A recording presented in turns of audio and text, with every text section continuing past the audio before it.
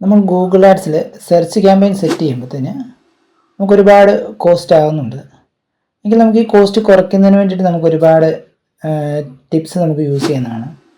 അത് ഏറ്റവും ഇമ്പോർട്ടൻ്റ് ആയിട്ടുള്ള ഒരു കാര്യം തന്നെയാണ് നെഗറ്റീവ് കീവേഡ്സ് എന്ന് പറയുന്നത്. അതായത് നമ്മളൊരു ഗൂഗിൾ ഒരു സെർച്ച് ആഡ് സെറ്റ് ചെയ്ത് കഴിയുമ്പോൾ നമുക്ക് ധാരാളം ക്ലിക്സ് നമുക്ക് കിട്ടും. അതിനകത്ത് നമുക്ക് വേണ്ട റെലവൻ്റ് ആയിട്ടുള്ള ക്ലിക്സ് കാണും. അതോടൊപ്പം തന്നെ നമുക്ക് ആവശ്യമില്ലാത്ത ഇറലവൻ്റ് ആയിട്ടുള്ള ധാരാളം ക്ലിക്സുകൾ കാണും. സോ ഈ നമ്മൾ കൊടുത്തിരിക്കുന്ന കീവേഡ്സിന് റിലേറ്റഡ് അല്ലാത്ത കീവേഡ്സിൽ നമുക്ക് ക്ലിക്കുകൾ വന്നു കഴിഞ്ഞാൽ നമുക്ക് റെലവൻ്റ് അല്ലാത്ത കീവേഡ്സ് നമ്മുടെ ഗൂഗിൾ സെർച്ചിൽ വരുവാണെങ്കിൽ നമുക്ക് ആ കീവേഡ്സിനെ നമുക്ക് നെഗറ്റീവ് കീവേഡ്സ് ആയിട്ട് ആഡ് ചെയ്യുന്നതാണ്. അത് നമുക്ക് സെർച്ച് ടേമിൽ ചെന്ന് കഴിയുമ്പോഴത്തേന് ഗൂഗിൾ ആഡ്സിൽ നമുക്ക് സെർച്ച് ടേം എന്ന് പറഞ്ഞ ഓപ്ഷൻ ചെന്ന് കഴിയുമ്പോൾ ആളുകൾ സെർച്ച് ചെയ്യുന്ന കീവേഡ്സുകൾ നമുക്ക് അവിടെ സെർച്ച് ടേമായിട്ട് കാണും.